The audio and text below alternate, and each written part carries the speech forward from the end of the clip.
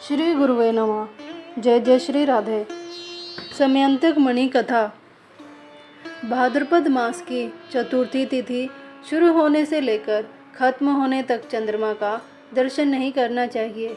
यदि भूल से गणेश चतुर्थी के दिन चंद्रमा के दर्शन हो जाए तो मिथ्या दोष से बचाव के लिए वो इस कथा को पढ़ें। इसे पढ़ने से दोष मुक्त होते हैं।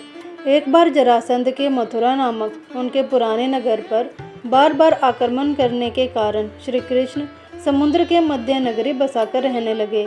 इसी नगरी का नाम आजकल द्वारिकापुरी है।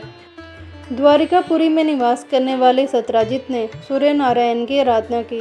तब भगवान सूर्य ने उसे नित्य 8 बार सोना देने वाली समयंतक नामक मणि अपने गले से उतार कर दे दी। मणि पाकर सत्राजित जब समाज में गया तो श्री कृष्ण ने उसे मणि को प्राप्त करने की इच्छा व्यक्त की। सत्राजित ने वह मणि श्री कृष्ण को ना देकर अपने भाई प्रसेनजित को दे दी। एक दिन प्रसेनजित घोड़े पर चढ़कर शिकार के लिए गया। वहां एक शेर ने उसे मार डाला और मणि छीन ली। ऋषियों का राजा जामवंत उस सिंह को मारकर मणि लेकर गुफा में चला गया। जब प्रसेनजित कई दिनों तक शिकार से ना लौटा तो सत्राजित को बड़ा दुख हुआ। उसने सोचा श्री कृष्ण ने ही मणि प्राप्त करने के लिए उसका वध कर दिया है। अतः बिना किसी प्रकार की जानकारी जुटाए उसने प्रचार कर दिया कि श्री कृष्ण ने प्रसेनजित को मारकर समयंतक मणि छीन ली है। इस लोक निंदा के निवारण के लिए श्री कृष्ण बहुत से लोगों के साथ प्रसेनजित को ढूंढने के लिए वन में गए।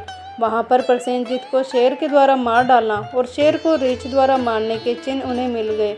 रीछ के पैरों की खोज करते करते वे जामवंत की गुफा पर पहुंचे और गुफा के भीतर चले गए। वहां उन्होंने देखा कि जामवंत की पुत्री उस मणि से खेल रही है।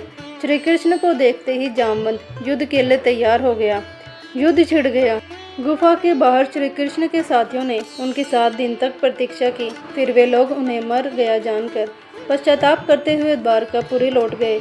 इधर 21 दिन तक लगातार युद्ध करने पर भी जामवंत श्री कृष्ण को पराजित न कर सका। तब उसने सोचा कहीं यह वह अवतार तो नहीं जिसके लिए मुझे श्री रामचंद्र जी का वरदान मिला था। यह पुष्टि होने पर उसने अपनी कन्या का विवाह भगवान श्री कृष्ण के साथ कर दिया और मणि दहेज में दे दी।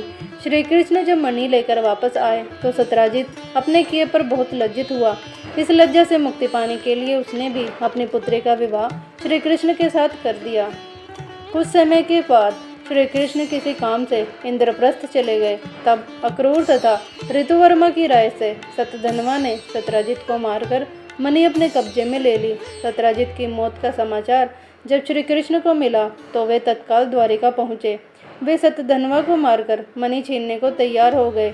इस कार्य में सहायता के लिए बलराम दाऊ भी तैयार थे। यह जानकर सतधनवा ने मणि अक्रूर को दे दी और स्वयं भाग निकला। श्री कृष्ण ने उसका पीछा करके उसे मार डाला पर मणि उन्हें नहीं मिल पाई। दाऊ जी भी वहां पहुंच गए। श्री कृष्ण ने उन्हें बताया कि मणि इसके पास नहीं है। बलराम जी को विश्वास न हुआ। वे अप्रसन्न होकर विदर्भ चले गए। श्री कृष्ण के द्वारिका लौटने पर लोगों ने उनका भारी अपमान किया। तत्काल यह समाचार फैल गया कि समयंतक मणि के लोभ में श्री कृष्ण ने अपने भाई को भी त्याग दिया। श्री कृष्ण इस अकारण प्राप्त अपमान के शोक में डूबे थे कि सहसा वहां नारद जी आ गए। उन्होंने श्री कृष्ण को बताया, आपने भाद्रपद शुक्ल चतुर्थी के चंद्रमा का दर्शन किया था, इसी कारण आपको इस तरह लांछित होना पड़ा है। श्री कृष्ण ने पूछा, चौथ के चंद्रमा को ऐसा क्या हो गया जिसके कारण उनके दर्शन मात्र से मनुष्य कलंकित होता है। तब नारद जी बोले, एक बार ब्रह्मा जी ने चतुर्थी के दिन गणेश जी का व्रत किया था। गणेश जी ने प्रकट होकर वर मांगने को कहा तो उन्होंने मांगा कि मुझे सृष्टि की रचना करने का मोह न हो। गणेश जी ज्यों ही तथास्तु कहकर चलने लगे। उनके विचित्र व्यक्तित्व को देखकर चंद्रमा ने उपहास किया। इस पर गणेश जी ने रुष्ट होकर चंद्रमा को शाप दिया कि जो कोई आज तुम्हारा दर्शन करेगा उसे कलंक का भागी बनना पड़ेगा। जय जय श्री राधे।